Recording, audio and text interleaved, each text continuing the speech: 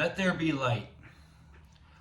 So you shouldn't be working in an electrical panel without being able to see what you're doing. So you definitely need lights.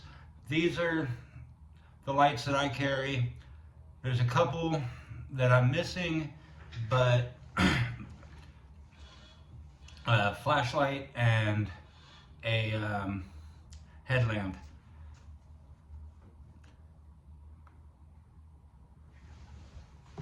So this one is my most used just because of its size. It's magnetic on the bottom and the back. It takes 2 AA's. This one is my favorite because it's got a carabiner hook. It swivels all the way. It has a base.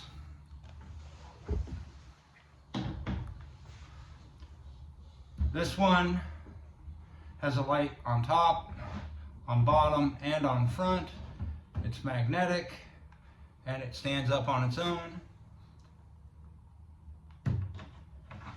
This one has a carabiner clip. It's rechargeable. It's magnetic. And this one is my newest. It was free with a purchase that I made. It takes a M12 battery. It rotates from side to side, and it's magnetic.